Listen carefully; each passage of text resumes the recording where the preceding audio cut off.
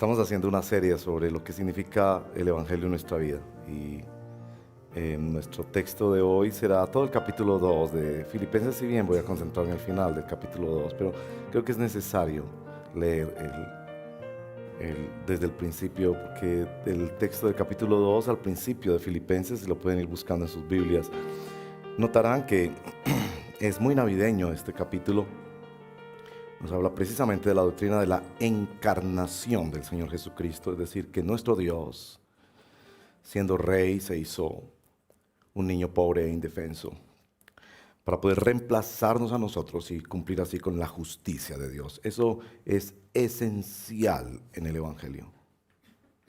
El Evangelio no es una experiencia religiosa o no son bendiciones y milagros, es el encuentro con el Dios vivo y verdadero que, siendo el Rey del universo, dueño de todos, juez y Señor, se hizo un niño indefenso para poder reemplazarnos a nosotros, pobres pecadores, seres humanos, y morir por nuestros pecados y darnos una nueva vida. Y precisamente van a ver que al principio del capítulo 2 señala la doctrina de la encarnación. Así que este capítulo debe acompañarnos durante las próximas semanas también cuando decimos Feliz Navidad y nos damos cuenta que deberíamos más bien humillarnos y sentirnos muy tristes al recordar lo que Él fue capaz de hacer por nosotros cuando nosotros nos resistimos a hacer muchas cosas por Él. Filipenses capítulo 2, verso 1 en adelante. Por tanto, dice así el apóstol Pablo, inspirado por el Espíritu Santo, si sienten algún estímulo en su unión con Cristo, algún consuelo en su amor, algún compañerismo en el Espíritu, algún afecto entrañable, llénenme de alegría, teniendo un mismo parecer, un mismo amor, unidos en alma y pensamiento. No hagan nada por egoísmo o vanidad, más bien con humildad. Consideren a los demás como superiores a ustedes mismos. Cada uno debe velar no solo por sus propios intereses, sino también por los intereses de los demás. La actitud, esta actitud de ustedes debe ser como la de Cristo Jesús, quien siendo por naturaleza Dios no consideró el ser igual a Dios como algo a qué aferrarse. Por el contrario, se rebajó voluntariamente tomando la naturaleza de siervo, haciéndose semejante a los seres humanos. Y al manifestarse como hombre se humilló a sí mismo y se hizo obediente hasta la muerte y muerte de cruz. Por eso Dios lo exaltó hasta lo sumo y le otorgó el nombre que es sobre todo nombre, para que en el nombre de Jesús se doble toda rodilla en el cielo y en la tierra y debajo de la tierra, y toda lengua confiese, algunos ahora, otros aún en los infiernos, que Jesucristo es el Señor, para gloria de Dios Padre. Así que, mis queridos hermanos, como han obedecido siempre, no solo en mi presencia, sino mucho más ahora en mi ausencia, lleven a cabo su salvación con temor y temblor, pues Dios es quien produce en ustedes tanto el querer como el hacer para que se cumpla su buena voluntad. Háganlo todo sin quejas ni contiendas, para que sean intachables y puros hijos de Dios, sin culpa en medio de una generación torcida y depravada. En ella ustedes brillan como estrellas en el firmamento, manteniendo en alto la palabra de vida. Así en el día de Cristo me sentiré satisfecho de no haber corrido ni trabajado en vano. Y aunque mi vida fuere derramada sobre el sacrificio y servicio que proceden de su fe, me alegro y comparto con todos ustedes mi alegría. Así también ustedes, alégrense y compartan su alegría conmigo.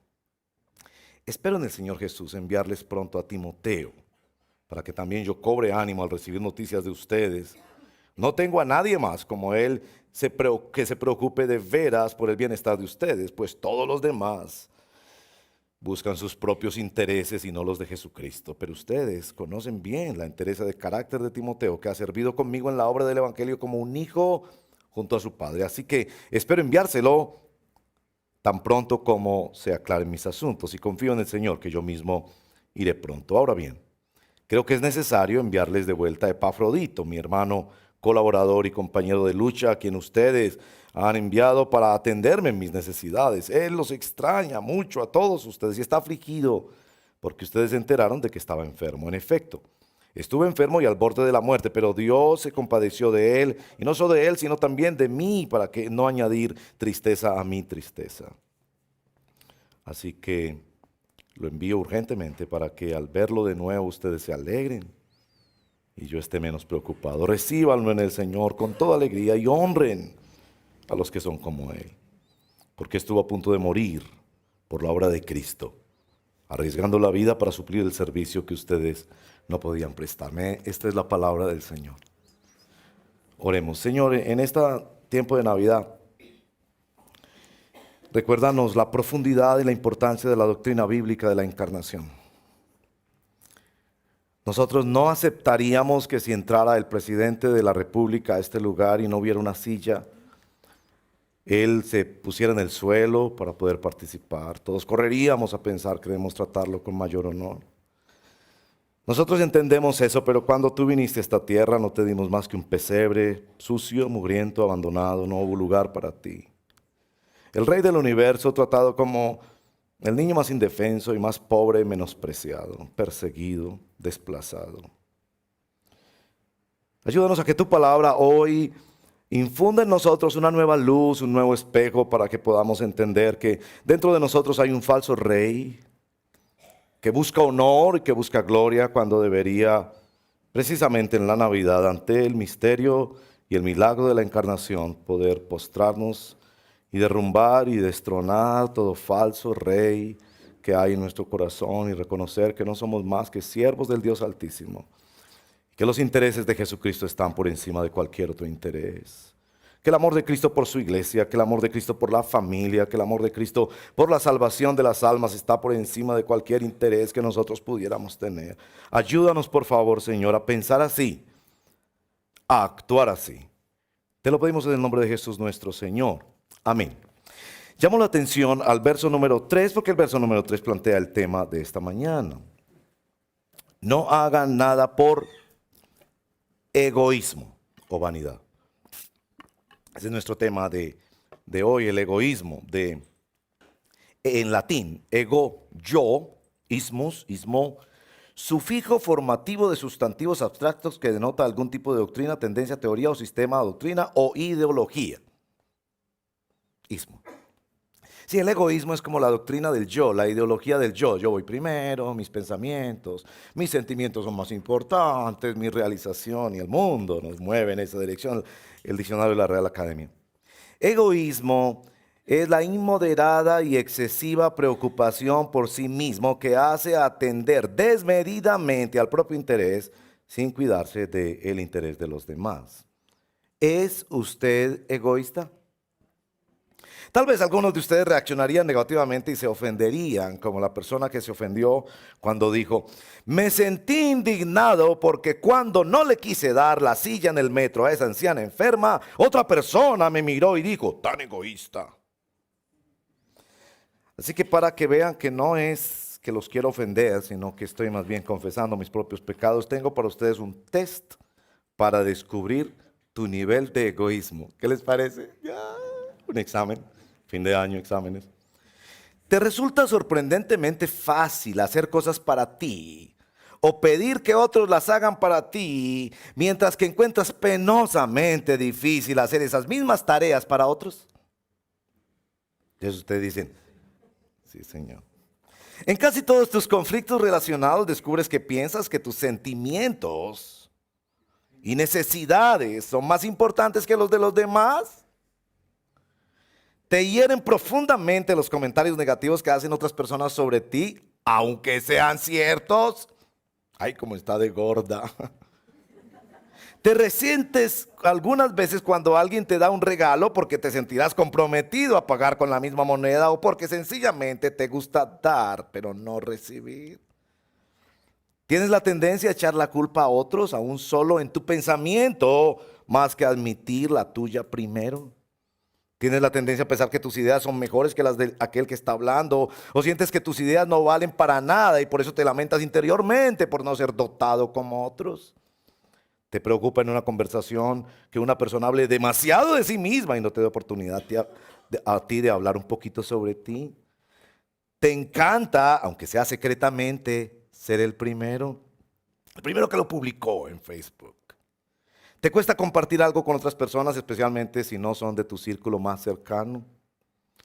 ¿Te cuesta verte al espejo en una foto o cuando te ves feo o fea, tanto como que te gusta contemplar y difundir una foto donde quedaste muy bien.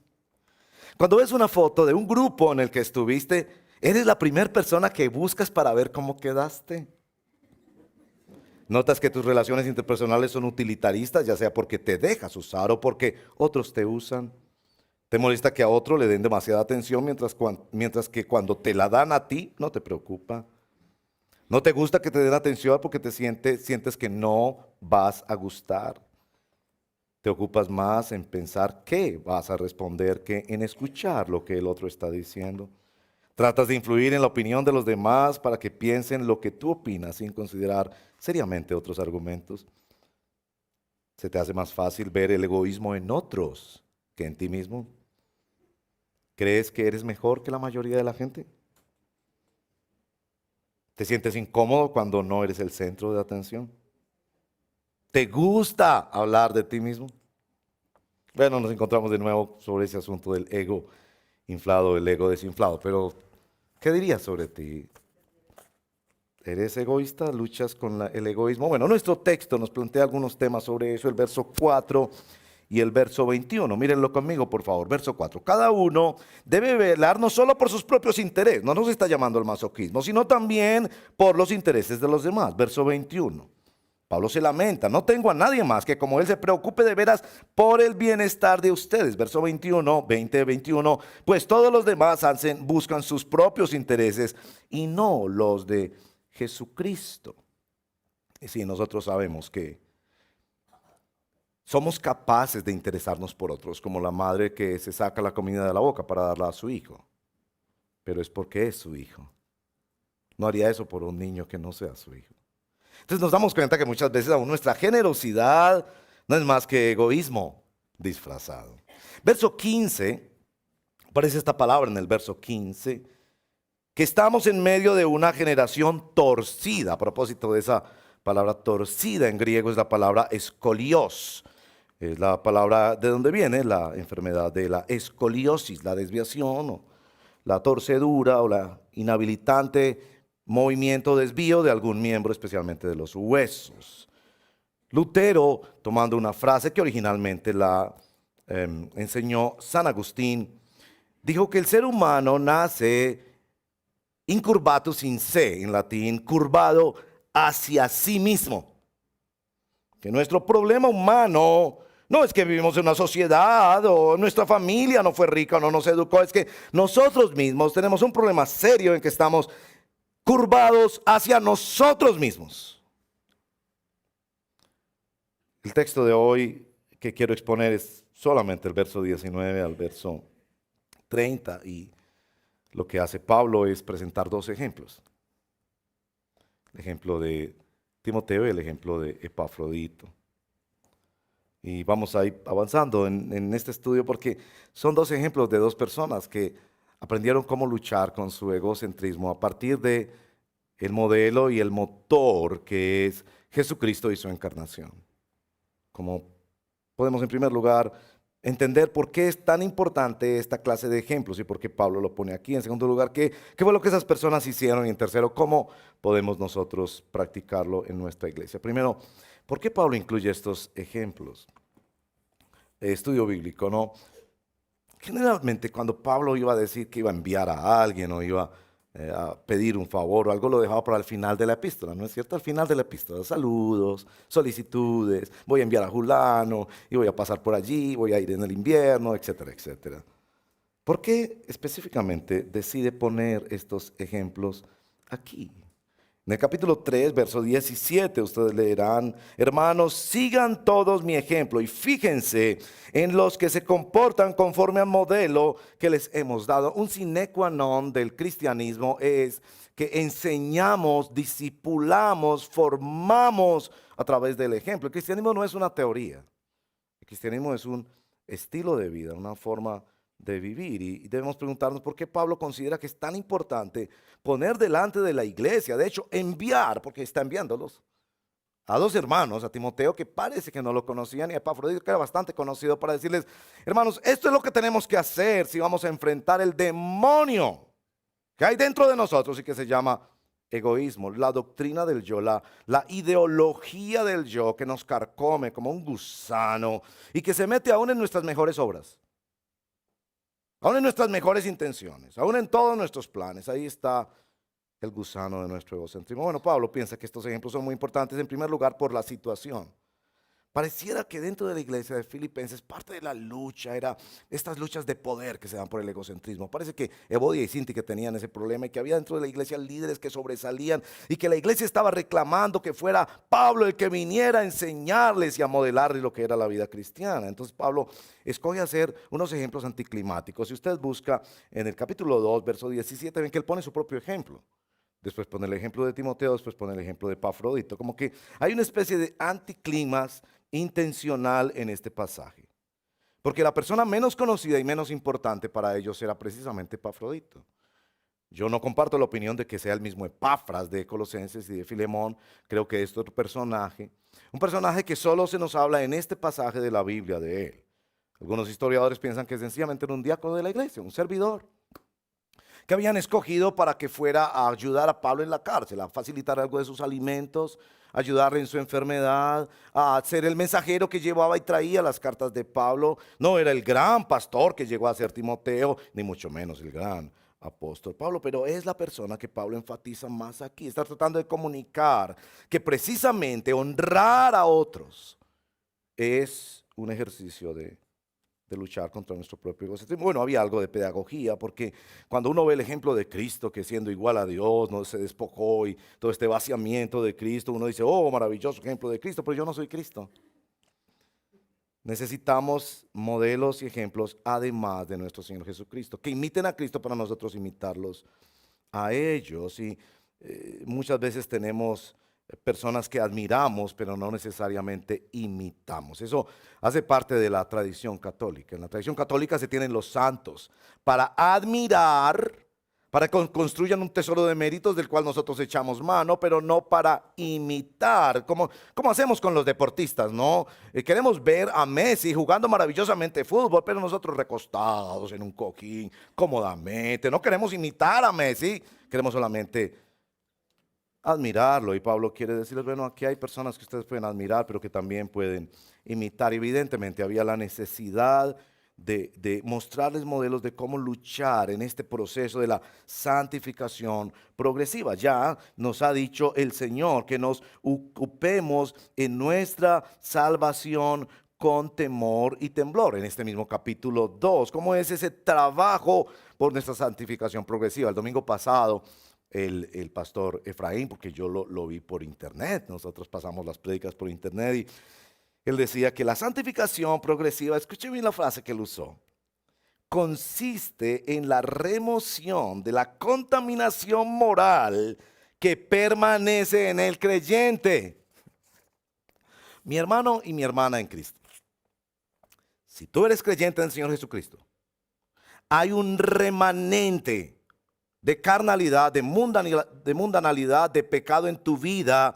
Y el trabajo de Cristo es removerlo. Famoso teólogo en la historia puritano dijo, Dios no tiene interés en ofender tu ego. Dios quiere destruirlo. Ahora, ¿qué tenían estos hermanos que necesitaban seguramente ser enseñados en cómo Dios va removiendo y ayudándonos a luchar con nuestro egoísmo? Y yo espero que tú llegues a tu casa esta tarde y cuando tus familiares que posiblemente no siguen al Señor te pregunten, y ¿qué pasó en la iglesia hoy? Algún milagro extraordinario. Y usted le diga, me dijeron que yo soy egoísta. Y creo que eso es extraordinario porque yo tengo la sospecha que los cristianos somos más egoístas que el promedio de la población. Esa teoría de ser hijos del rey, de demandar, de decretar, esa idea extraña al evangelio y contradictoria a la fe, en la que las personas parecen encontrar en la religión evangélica una forma de frotar la lámpara maravillosa para cumplir todos sus sueños y suplir todas sus necesidades. Como que llegamos al cristianismo evangélico y nos sentimos que somos el sol del universo. Y ahora tenemos pastores que nos sirven y oran por nosotros. Dios que nos ayuda. Toda la Biblia que nos da promesas y que nos tapiza el mundo de felicidad. ¿No les parece que los cristianos luchamos más con el egoísmo que los demás? Bueno, ¿qué fue lo que estas personas hicieron para luchar con el egoísmo? Bueno, voy a mencionar 5 cosas, pero creo que hay muchas más. Y lo que voy a hacer es extractar algo de lo que nos cuenta en este capítulo 2, verso 19 en adelante, sobre Timoteo y Epafrodito. Lo primero que ellos hicieron fue poner sus ojos en Jesús. Evidentemente, el capítulo es diseñado para que arranque en la persona de Jesús. De hecho, en el capítulo 2, ahí mismo en el verso número 5, la actitud de ustedes debe ser como la de Cristo Jesús. Es decir, Él es el motor y el modelo de todo este asunto, de la humildad que va reemplazando y tomando lugar y preponderancia sobre el egocentrismo que nos es natural, que nos es una inclinación propia de nuestra naturaleza, como decía bellamente Claudia en su oración, de esta naturaleza pecaminosa con la que todavía nosotros luchamos.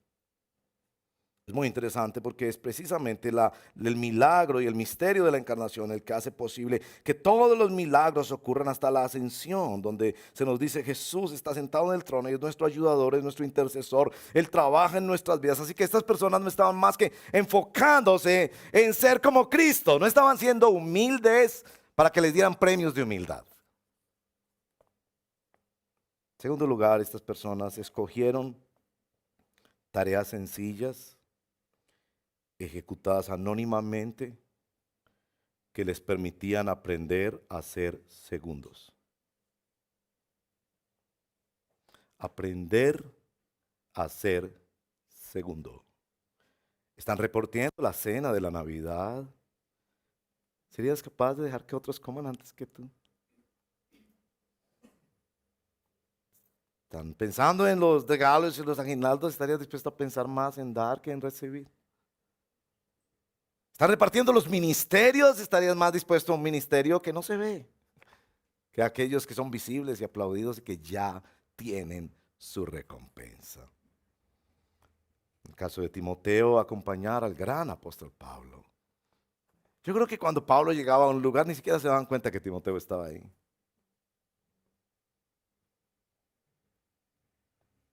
Fue Epafras, que sencillamente fue a ayudar a llevarle comida a alguien, una carta, ser de apoyo, quizás sin saber exactamente qué y cuánto tiempo se iba a demorar, dejando al lado muchos proyectos personales, porque Epafrodito iba a ser una persona que seguía con sus planes y tenía sus cosas, pero la iglesia le dijo, necesitamos a alguien que vaya a acompañar a Pablo en la cárcel y a llevarle una carta, que eso fue lo que pasó, para informarle de qué estaba pasando en la iglesia, para pedirle ayuda, y él dijo, yo estoy dispuesto a hacer algo que los demás no están dispuestos a hacer. Aquí en nuestra iglesia estamos necesitando facilitadores. Los facilitadores son siervos anónimos.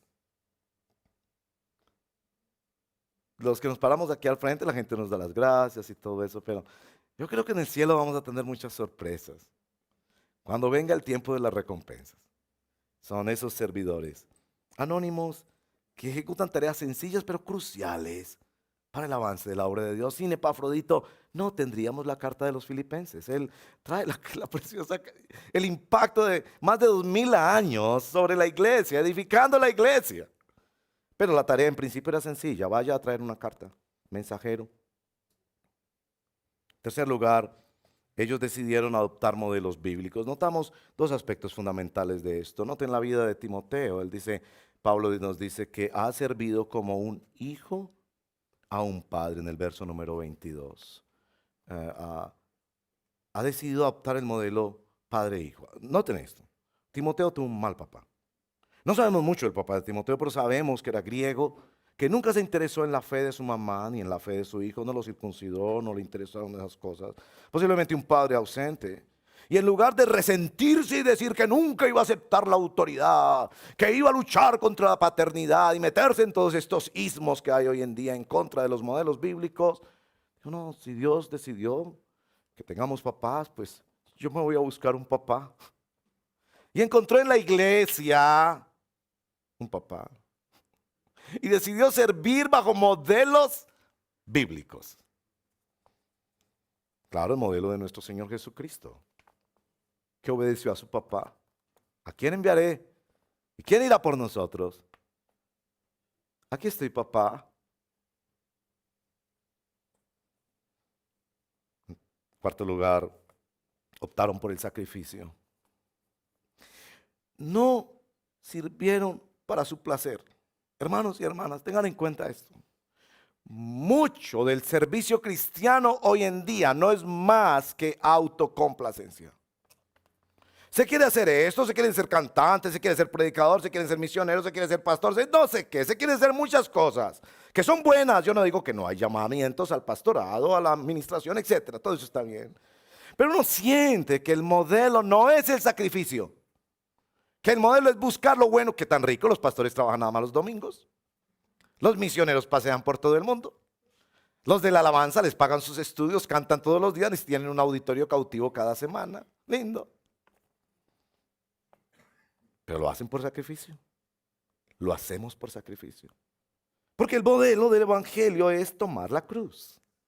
Cada llamamiento, matrimonio, docencia, servicio a la comunidad, ser arquitecto, albañil, empleado, lo que sea, tiene su cruz. Y estos decidieron que el sacrificio era un componente esencial para el destronamiento del yo. El sacrificio. Pero no, tú evades todo lo que tenga sacrificio. Si en ese grupo de servicio hay una persona que me cae mal, entonces no sirvo. Si esa misión es en clima caliente, a mí no me gusta el clima caliente. Si eso de pararse al frente implica ensayar y ensayar y ensayar, no, yo me paro al frente pero yo no ensayo. Esa idea de servir sin sacrificio, estos optaron por servir con... ¿Y qué sacrificio? Epafrodito va a visitar a Pablo y se contagia de la enfermedad de Pablo. Se pone más grave que Pablo y está a punto de morir. Lo más hermoso de todo esto es el quinto componente. Estos decidieron priorizar la alegría de otros. Noten, por ejemplo, Epafrodito está preocupado porque ellos están preocupados por él. No está tan preocupado por su enfermedad, si me sané o no me sané. Está preocupado porque la iglesia está preocupada por él. Decide poner en primer lugar el consuelo y el ánimo, verso 19, y la alegría, verso 29 y 30, de otros. Bueno, eso es Romanos capítulo 12, verso 15. Lloren con los que lloran, gócense con los que... Claro, el egoísta no es capaz de gozar con que el otro se compró una nueva camisa, pero como él no se compró una nueva camisa, solo gozaría si él se compró una nueva, y si es mejor que la del otro. Pero el humilde, el que se deja encaminar por el camino del discipulado de Jesús, qué tan bueno, hermano, que te compraste una nueva camisa. Y no me importa que yo no me la haya comprado, yo me gozo con que tú tienes, Dios te dio tu casita, ahora tienes un carro, y qué tan bueno que tienes trabajo, aunque yo sigo orando por mi trabajo. ¿Se dan cuenta? Decide escoger la alegría del otro, el sentimiento del otro, que ustedes saben muy bien. El veneno que aparece en todos los conflictos interpersonales es el egoísmo. Mis sentimientos son más importantes que los de mi esposa. Problema matrimonial. Mis sentimientos son más importantes que los de mis hijos. Mis pensamientos, mis opiniones, mis miedos, mis deseos, mis planes son más importantes que los de mi esposo. Conflicto. Y hasta que no hay uno que está dispuesto a ceder, a negociar, a humillarse. Por eso para Pablo es tan importante poner ejemplos concretos de personas que, siguiendo el modelo de Jesús, pusieron sus ojos en él, tomaron de él la fuerza, tomaron la iniciativa de hacer cosas sencillas, aunque fueran anónimas, se siguieron en los modelos bíblicos, sacrificaron y priorizaron la alegría de otros. ¿Cómo les parece, pues? Ahora uno se pregunta, bueno, ¿y nosotros qué? ¿Qué vamos a hacer nosotros aquí en el redil? ¿Cómo vamos a lidiar nosotros aquí en el redil con ese tema? Nosotros tenemos conflictos entre nosotros. Esto no es una iglesia perfecta. Somos una vasija de barro. Y entonces cuando en la lista a mí no me mencionan, yo me resiento. Yo me resiento. Porque mencionaron al pastor Cristian y al pastor Efraín. Oye, ¿y dónde estaba yo? Yo no salí en la foto. ¿Sí? ¿Y cómo lidiamos con eso? ¿Dándonos garrote unos a otros? Diciendo, usted es más egoísta que yo, entonces sánese usted primero. ¿Qué debemos hacer? Bueno, yo me puse a investigar sobre este asunto y pensé, bueno, Pablo, ¿de dónde sacó esto? ¿De dónde sacó esto de poner modelos, de guiarnos en aprendizajes con modelos ejemplarizantes? En el verso 5, Pablo nos dice, la actitud de ustedes debe ser como la de Cristo Jesús. Y esta es mi sospecha, yo sé que es una sospecha, de esas sospechas llaman los técnicos sospechas exegéticas, y es que Pablo está pensando en un texto de los evangelios. Específicamente, está pensando en lo que está narrado en Mateo capítulo 11, verso 28 al verso 30. Mateo capítulo 11, verso 28, donde precisamente Jesús dice, aprendan de mí que soy manso y apacible o humilde de corazón. Leámoslo. Mateo 11, verso 28 al 30. Vengan a mí todos ustedes que están cansados y agobiados, y yo les daré ¿qué? Noten esto, los llama a descansar. Noten esto, pero les ofrece un yugo. Siempre miren esas cosas en la Biblia, porque son como pequeñas paradojas que los textos nos dejan para invitarnos a pensar. Vengan a mí todos ustedes que están cansados y agobiados, y yo les daré descanso. Pero para que descansen, carguen con mi yugo. Eso de que carguen con mi yugo es que hay otros yugos. Y aprendan de mí. ¿Qué es lo que debemos aprender de él? Tal vez eso nos ayuda a entender de qué yugo se está hablando. Somos liberados de un yugo y somos pasados a otro yugo.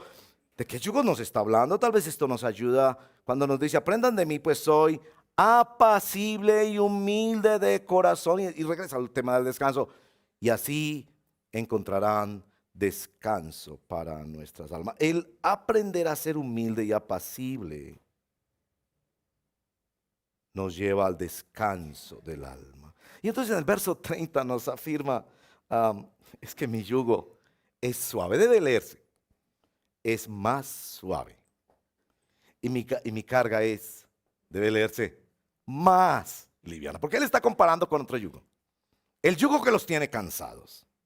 ¿De qué están cansadas estas almas? Yo creo que están cansadas de su lucha y caída permanentemente en el orgullo y en el egocentrismo. Porque después de nuestros conflictos, de nuestras luchas con la autoestima, de nuestros enredos y caídas en la tentación, nos damos cuenta que en el fondo es porque nos estamos poniendo a nosotros en el centro y que tenemos una fuerza de gravedad interna que casi nos obliga a pelear desesperadamente por ser el primero. Eso es un yugo. Si miran el texto anterior, Jesucristo alaba al Padre porque ha revelado estas cosas a los niños, no a los sabios, orgullosos y pretenciosos. Los niños no son pretenciosos, no se apegan tanto a las cosas, pero especialmente los niños no buscan defender su ego como los adultos. Dios exalta a los humildes y humilla a los altivos. ¿Cómo son liberadas estas almas? Estas almas son liberadas llevando un yugo que es más suave y más ligero. Se aprende humildad cargando un yugo, note eso. Se aprende humildad cargando un yugo. Tú y yo no vamos a ser libres de nuestro egoísmo sin dolor. No hay oraciones de grandes apóstoles y profetas contemporáneos para decir, ahora decreto que tu egoísmo sale de ti en el nombre de Jesús. Y inmediatamente la persona, oh maravilla, se volvió humilde. Así no es, mi amigo. Es por largos procesos de dolor. Por ejemplo, Dios te pone a trabajar con una persona que te cae gorda. ¿Y sabes qué? Los defectos que tú criticas en esas personas generalmente son los mismos que tú tienes. Yo les he contado. Uno de mis mayores pecados es que hablo desmedidamente.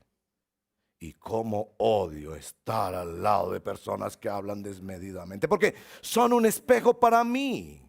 Me están señalando, me están diciendo, ¿ves cómo se siente de mal? ¿Ves tanto que te han aguantado a ti? ¿Ves lo difícil que es estar al lado tuyo, queriendo gobernar todos los argumentos?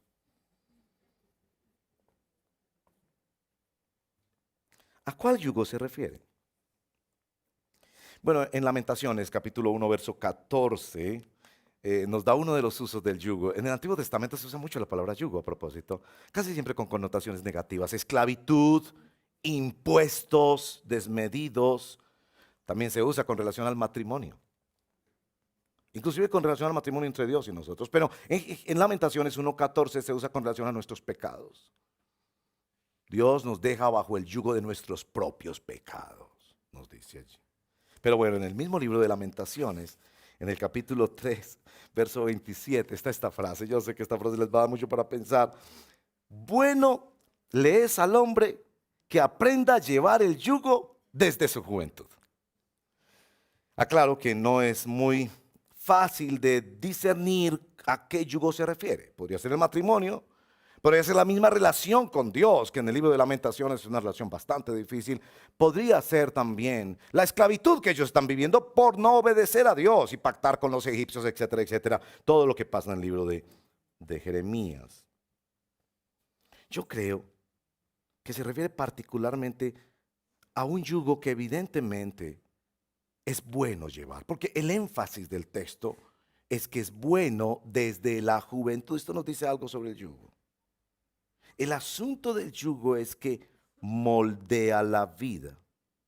Aquí Jesús está ofreciendo otro yugo. No está ofreciendo el yugo de los impuestos ni esas cosas. Está ofreciendo su yugo, que es un yugo que Él mismo ha tomado. ¿Se acuerdan de Filipenses capítulo 2? Él mismo ha optado por el camino de la humildad, de la total entrega, de poner en primer lugar las necesidades de los demás. Por eso una frase poética muy bella que recuerdo alguna vez verla escrita en una pared. Jesucristo, el hombre para los demás. Ese es el yugo de Jesús. Nos está invitando a ser la gente para los demás. Pero este no es un yugo que se lleva estando debajo, sino estando al lado. Los agricultores dicen que para la yunta y el trabajo en la tierra, en la agricultura, muchas veces ponen un buey o otro animal veterano al lado de uno joven. Muy interesante. Jesucristo te invita a tomar el yugo que Él ya tomó. Él es el veterano, Él es el campeón. Y está dispuesto a andar con nosotros, que caemos una y otra vez en nuestro egoísmo, para que caminando con Él y optando por sus caminos de discipulado, vamos teniendo el poder del Espíritu Santo para no ser gobernados por nuestro egoísmo, sino ser gobernados por el amor a Jesucristo, por el yugo de Jesucristo. La palabra conyugué es un matrimonio que se lleva con Jesucristo. Es decir, tú tienes solo dos opciones. Tienes la opción de vivir bajo la tiranía del yugo de tu egoísmo, o puedes optar para vivir bajo la soberanía del yugo de Jesucristo, quien está dispuesto a morir por ti, resucitar por ti, ascender para gobernar tu vida y llevarte a una vida diferente. Eso es el Evangelio. Es hermoso pensar que Jesucristo no impone el yugo, sino que comparte un yugo que Él ya ha superado, que Él ya ha llevado a feliz término, que ya tiene todas las promesas del Padre, que será exaltado y que será victorioso. Aplicación. ¿Qué podemos aprender aquí en el Rey del Estadio, especialmente de cara al próximo año? 4 aplicaciones rápidas. Primero, en lo personal. Notemos el ejemplo de Pablo aquí. Pablo está poniendo los intereses de la iglesia, que temían quedarse sin Pablo, y está enviándole 2 líderes precisamente muy bien recomendados. Estaba poniendo en alta estima a Timoteo y a Epafrodito, honrándolos delante de otros. En lo personal, yo diría, llegó el tiempo de honrar a otros. Honrar a personas en tu vida que debes honrar. No pedir tanto honra para ti, honrar a otros. Segunda aplicación, en la familia. Les decía, Timoteo no tuvo un padre presente o bueno parecer. Pero la opción de Timoteo es mantenerse dentro de los modelos de Dios, y la familia es un modelo de Dios. Y estamos entrando en un periodo de Navidad donde podemos muy bien honrar a personas en nuestra familia, aunque no se hayan portado bien. Estamos entrando en una época donde a veces hay muchas peleas, los mayores índices de violencia se dan en estas épocas, donde supuestamente se pasa más tiempo con la familia. Será un tiempo donde podemos aprender a buscar, conciliar, adaptarnos, humillarnos, ceder, negociar, buscar la reconciliación. Seguimos el modelo de nuestro Señor Jesucristo, tomamos su yugo. En tercer lugar, la iglesia. Es claro que Pablo no está pensando en que pongamos los intereses de los demás en una forma idolátrica o servil. Como la madre de familia que no se preocupa ni siquiera de sí misma, que ve como su salud se desmorona, su matrimonio se acaba por esa ocupación idolátrica que tienen sus hijos. No es eso lo que Pablo está planteando. Evidentemente en el versículo número 21 Pablo está hablando de los intereses de Jesucristo. Y aquí quiero decirte eso. Los intereses mayores de Jesucristo se relacionan con su pueblo. Yo sé que al Señor Jesucristo le interesan los niños pobres de África, las crisis internacionales, la injusticia social, y algo está haciendo para eso. Y está moviéndonos para eso. Pero nada le interesa al Señor Jesucristo más que el bienestar de su pueblo. Ama la iglesia aunque te haya herido. Perdona las iglesias que te han herido. Estos siervos decidieron servir a la iglesia. Epafrodito fue enviado por la iglesia. Él no se separó de la iglesia para servir. Él sirvió como miembro de la iglesia. Él amó la iglesia. Se entregó por sus hermanos, por los que ya eran sus hermanos y por los que podrían ser sus hermanos. Y eso nos lleva a la última aplicación. Nuestra ciudadanía terrenal. La evangelización se fundamenta en poner los intereses de otros por encima de los nuestros. Es decir, yo no soy llamado a evangelizar solo los que me caen bien. O no soy llamado a evangelizar solo cuando me aceptan.